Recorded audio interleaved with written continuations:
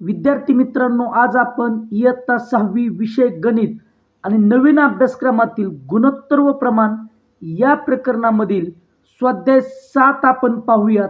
तत्पूर्वी जर तुम्ही माझ्या चॅनलला सबस्क्राईब केलं नसेल तर आठवणीनं सबस्क्राईब करा. स्वाध्याय 7 मधील प्रश्न क्रमांक पहिला आहे, अचूक पर्याय निवडा. त्यातील उपप्रश्न 1, 7 5 7 या प्रमाणाचे गुणोत्तर कोणते? अ आहे, पर्याय 1 आहे 5/7, ब आहे 12/24, क आहे 7/5 आणि ड आहे 10/21. तर अचूक उत्तर आहे 7/5/7 या प्रमाणाचे गुणोत्तर आहे 5/7. दुसरं उदाहरण पाहूयात. 60/36 चे अतिसंक्षिप्त रूप कोणते?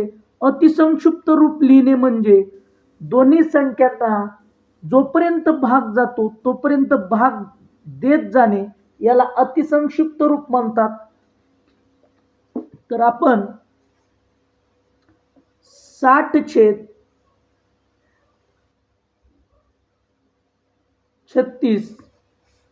तर या दोन्ही संख्यांना भाग जाणारी मोठ्यात मोठी संख्या आपण शोधायची असते आणि ती मोठ्यात मोठी संख्या आहे 12. 60/12 छेद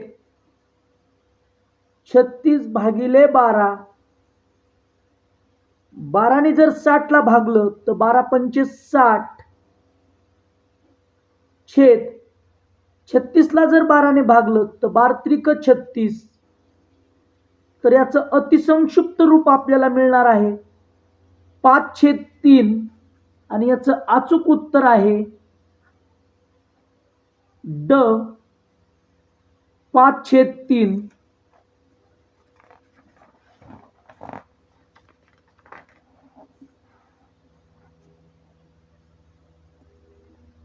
तिसरा उपप्रश्न पाहूयात. 2 किलोग्रॅमचे 800 ग्रॅमशी असलेले गुणोत्तर किती? विद्यार्थी मित्रांनो, गुणोत्तर काढत असताना दोन्ही राशींची एकक समान हवीत. या ठिकाणी किलोग्रॅम आणि ग्रॅम म्हणजे एकक समान नाहीत, तर प्रथम आपण एकक समान करून घेऊयात. आता पहा, आपल्याला माहिती आहे 1 किलोग्रॅम बरोबर 1 किलोग्रॅम बरोबर 1000 ग्रॅम. तर 2 किलोग्रॅम बरोबर 2 किलोग्रॅम बरोबर 2 गुणुले 1000 ग्रॅम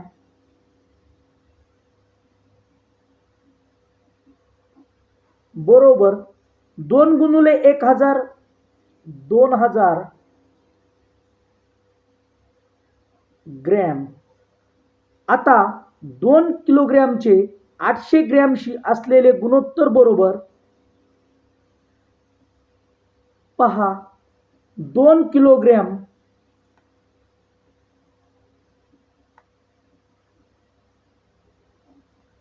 छेद 800 ग्रॅम बरोबर 2 किलोग्रॅम म्हणजे 2000 ग्रॅम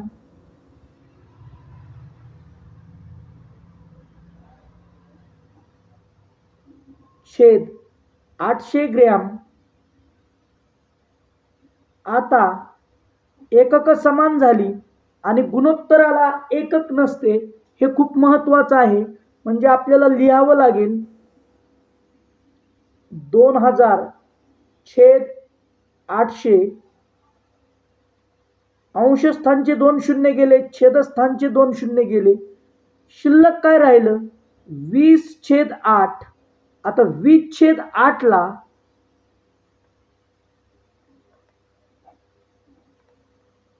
मोठ्यात मोठी संख्या की या दोन्ही संख्यांना भाग जाणारी ती आहे 5. 20 भागिले ती आहे 4. 20 भागिले 4 आणि 8 भागिले 4 बरोबर 4 पंचे 20 छेद 4 दुने 8. आपल्याला गुणोत्तर मिळलं 2 किलोग्रॅमचं 800 ग्रॅमशी असलेलं गुणोत्तर मिळालं. 5/2 हे आपल्याला गुणोत्तर मिळेल. पुढचा प्रश्न, दुसरा प्रश्न पाहूया.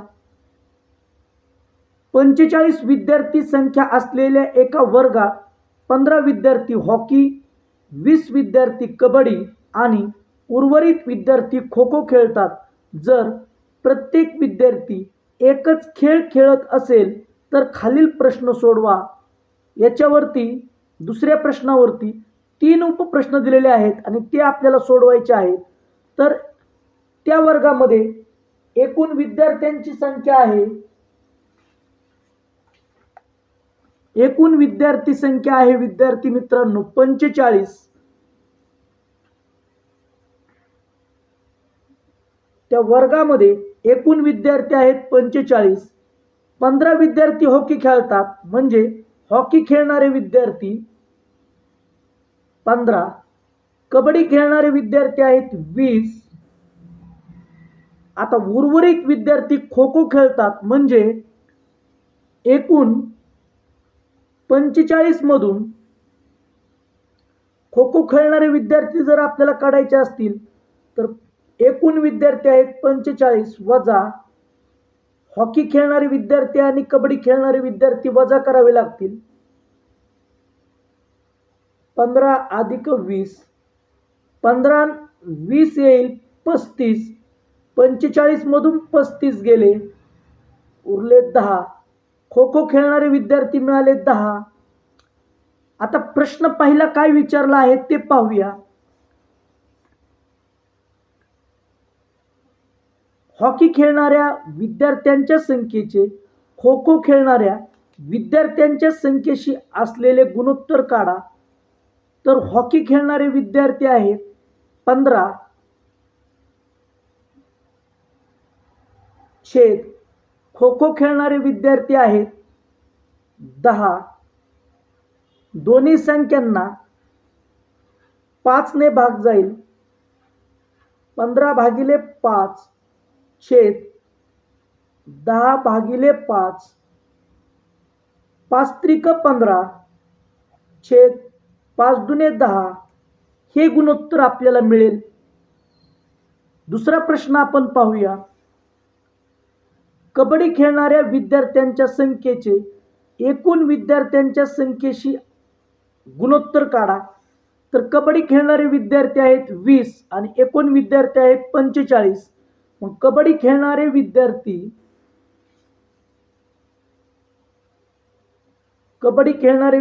आहेत 20 छेद एकूण विद्यार्थी आहेत 45. दोन्ही संख्यांना 5 ने निशेष भाग जाईल. 20 भागिले 5 छेद 45 भागिले 5 आणि गुणोत्तर आपल्याला मिळेल 5 चोक 20, 4चा भाग बसेल छेद 5 9 45. गुणोत्तर मिळालं 4/9 किंवा 4/9. आणि तिसरा प्रश्न विचारलेला आहे हॉकी खेळणाऱ्या विद्यार्थ्यांच्या संख्येचे एकूण विद्यार्थ्यांच्या संख्येशी गुणोत्तर काढा. हॉकी खेळणारे विद्यार्थी आहेत, हॉकी खेळणारे विद्यार्थी 15 आणि एकूण विद्यार्थी आहेत 45. मग हॉकी खेळणारे विद्यार्थी 15 छेद एकूण विद्यार्थी 45. आता पहा, अशी मोठ्यात मोठी संख्या शोधायची की या दोन्ही संख्यांना भाग जाणारी. 15च्या पाड्यामध्ये 45 आहे म्हणून आपण दोन्ही संख्यांना 15 ने भाग देऊयात.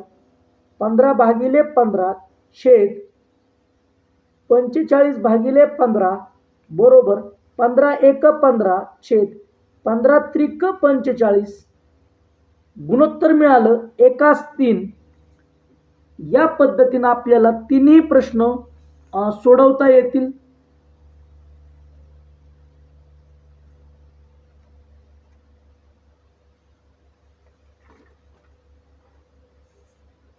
तिसरा प्रश्न,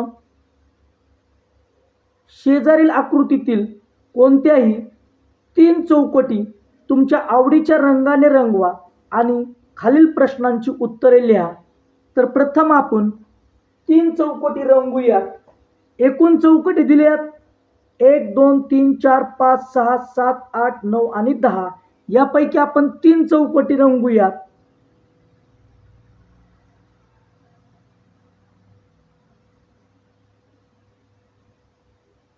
एक, कोणतेही 3 सांगितलेले आहेत म्हणून मी माझ्या पद्धतीनं 3 निवडलेले आहेत. 2,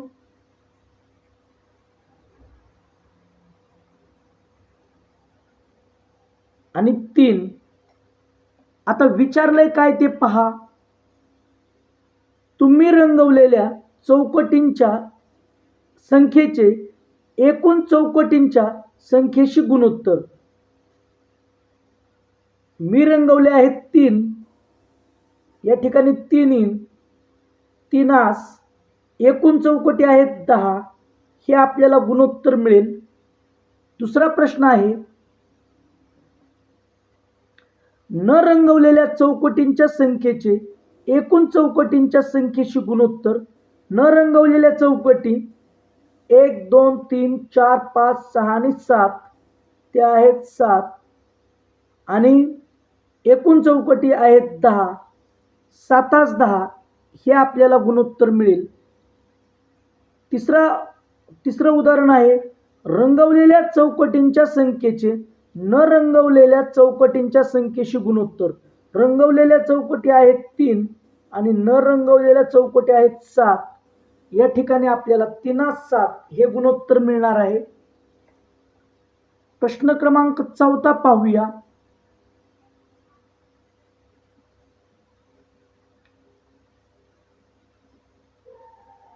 एका आयताकृती पुठ्ठ्याची लांबी 1.20 मीटर आणि रुंदी 48 सेंटीमीटर आहे. तर त्या पुठ्ठ्याच्या रुंदीचे लांबीशी असलेले गुणोत्तर काढा. तर प्रथम आपण एकक, इथं एकक आहे मीटर आणि इथं एकक आहे सेंटीमीटर. प्रथम आपल्याला एकक समान करून घ्यावी लागतील. मीटरचं रूपांतर आपण सेंटीमीटर मध्ये करून घेऊया. तर या ठिकाणी आपल्याला 1 मीटर बरोबर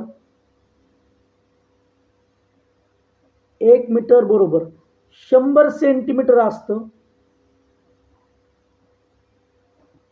पुठ्ठ्याची लांबी दिलेली आहे. आता ही लांबी आपण सेंटीमीटर मध्ये रूपांतरित करून घेऊया.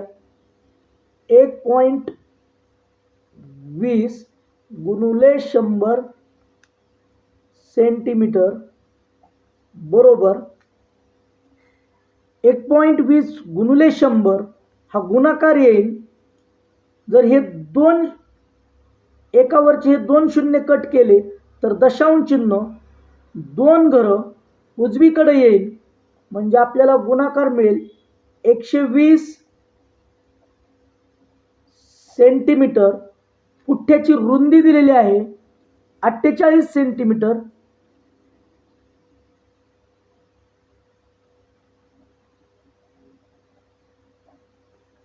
आता विचारलंय काय ते खूप महत्वाचं आहे. तर त्या पुठ्ठ्याच्या रुंदीचे म्हणजे रुंदी अंशस्थानी लिहावी लागेल, लांबीशी असलेले गुणोत्तर. मग आयताकृती पुठ्ठ्याच्या रुंदीचे लांबीशी असलेले गुणोत्तर बरोबर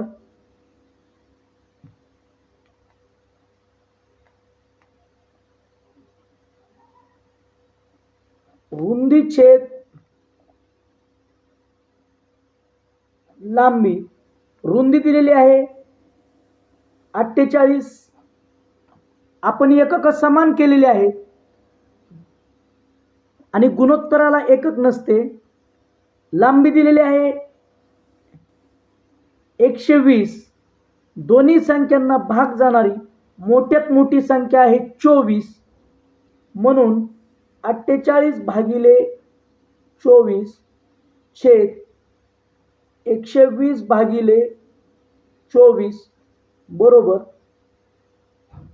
24 दुने 48 आणि 24 पंचे 120. गुणोत्तर मिळेल 2:5. हे आपल्याला उत्तर या ठिकाणी मिळणार आहे.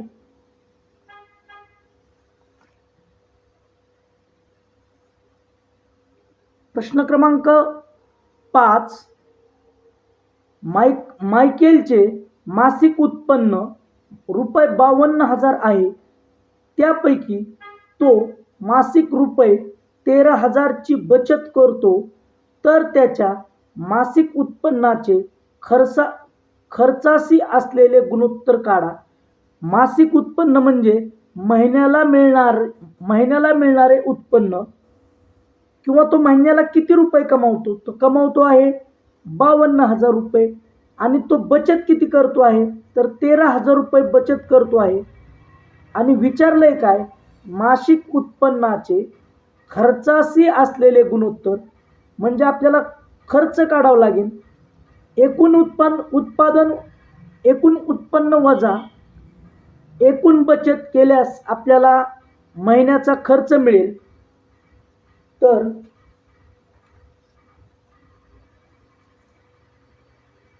मायकलचे एकूण उत्पन्न आहे ₹52,000. मायकेलची मासिक बचत आहे ₹13,000. आता मायकेलचा मासिक खर्च काढायचा आहे.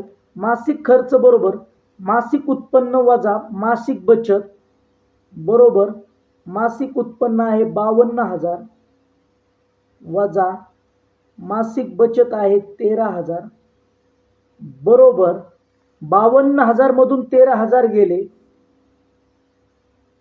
39,000 ही मायकलचा मासिक खर्च असेल. आता विचारलंय काय, मायकेलच्या मासिक उत्पन्नाचे खर्चाशी असलेले गुणोत्तर म्हणजे उत्पन्न अंशस्थानी येईल.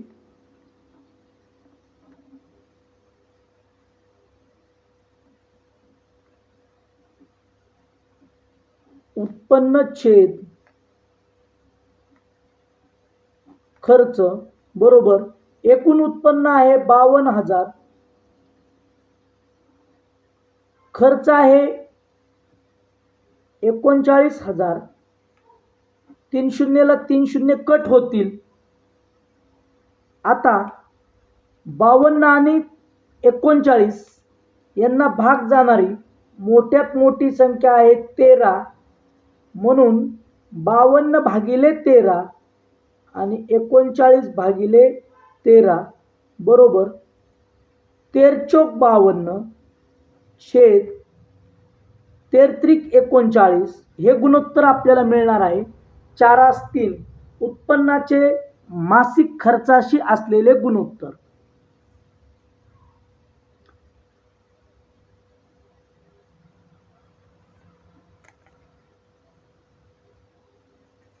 उदाहरण क्रमांक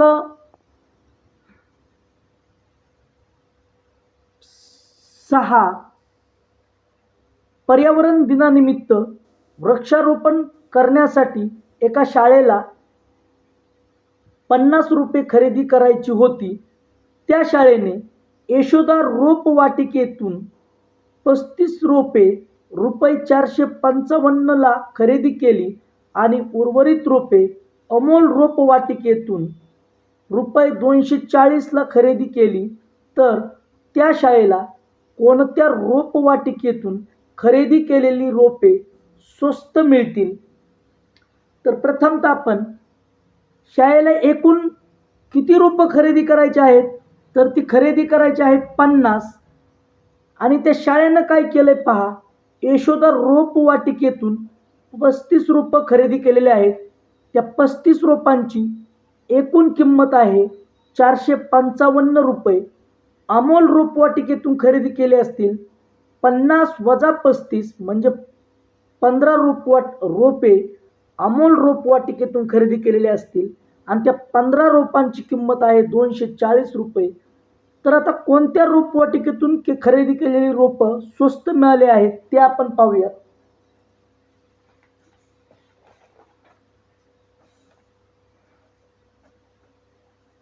पहा, यशोदा रोपवाटिकेतून खरेदी केलेल्या 35 रोपांची खरेदी किंमत आहे 455 रुपये. आता अनेक रोपांच्या किमतीवरून एका रोपाची किंमत काढूया. एकमान पद्धतीवरचं हे गणित आहे. एका रोपाची खरेदी किंमत बरोबर 455 छेद 35. 35 न भाग देऊया. 35 एक 35. 45 मधून 35 गेले, उरले 10 आणि हा 5 घेतला. 35 त्रिक 105 म्हणजे एका रोपाची किंमत मिळाली आपल्याला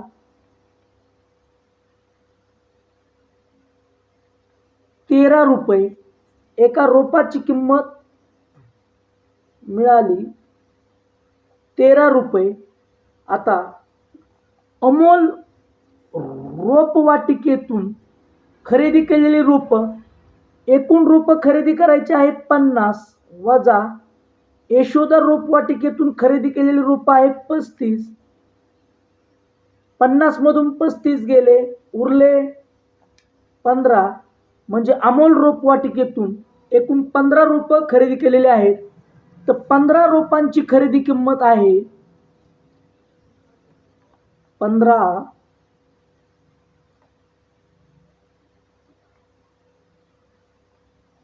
रोपांची खरेदी किंमत बरोबर 240 रुपये आहे. आता एका रोपाची खरेदी किंमत काढूया. एका रोपाची खरेदी किंमत बरोबर 240 छेद 15. 15 एक 15. 24 मधून 15 गेले 9. हा शून्य 9च्या पुढे लिहिला. 15 सख 90 म्हणजे एका रोपाची किंमत आहे 16 रुपये, जी अमोल रोपवाटिकेतून आपण खरेदी केलेली आहे. आणि यशोदा रोपवाटिकेतून खरेदी केलेल्या एका रोपाची किंमत आहे 13 रुपये. म्हणून आपल्याला उत्तर लिहावं लागेल की शाळेला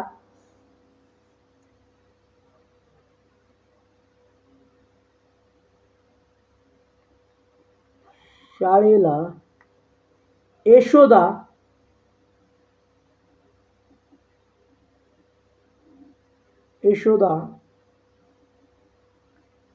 रोपवाटिकेतून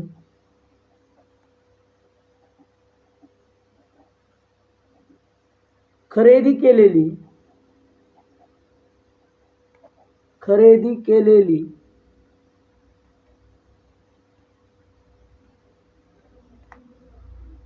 रोपे स्वस्त मिळतील.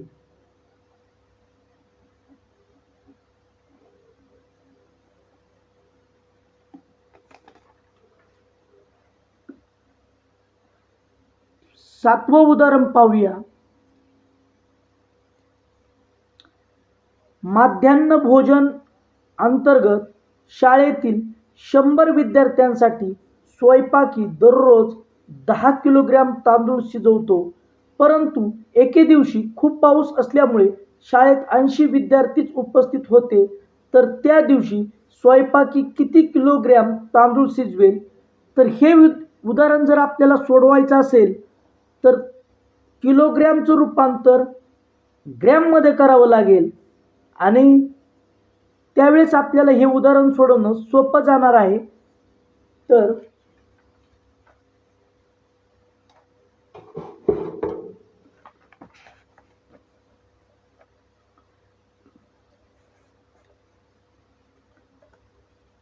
शंभर विद्यार्थ्यांसाठी दररोज शिजवला जाणारा तांदूळ तो आहे 10 किलोग्रॅम.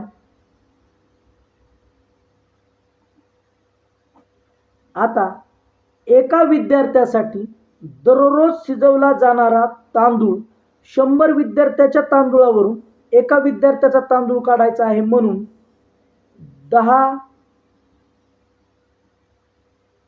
किलोग्रॅम छेद 100 म्हणजे 100ने आपण 10 किलोग्रॅमला भागलं, पण 10 किलोग्रॅम म्हणजे 10 गुणुले 1000 ग्रॅम छेद 100. 10 गुणुले 1000 10,000 ग्रॅम छेद 100. हे 2 शून्य गेले, हे 2 शून्य गेले, तर एका विद्यार्थ्याला लागणारा तांदूळ आहे 100 ग्रॅम. दिवसाला एका विद्यार्थ्याला 100 ग्रॅम तांदूळ लागतो, 100 ग्रॅम तांदूळ शिजवावा लागतो. आता 80 विद्यार्थ्यांसाठी दररोज शिजवला जाणारा तांदूळ एका विद्यार्थ्याला 100 ग्रॅम, तर 80 विद्यार्थ्याला किती? तर 80 गुणुले 100 ग्रॅम बरोबर 80 गुणुले 100 8000 ग्रॅम. परंतु आपल्याला उत्तर विचारलेलं आहे किलोग्रॅममध्ये. 80 विद्यार्थीच उपस्थित होते, तर त्या दिवशी स्वयंपाकी किती किलोग्रॅम तांदूळ शिजवेल? म्हणजे किलोग्रॅमचं रूपांतर आपल्याला ग्रॅमचं रूपांतर आपल्याला किलोग्रॅममध्ये करावं लागेल. मग 80 विद्यार्थ्यांसाठी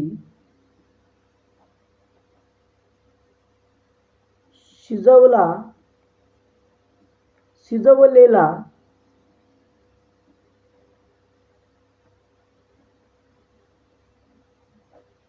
तांदूळ बरोबर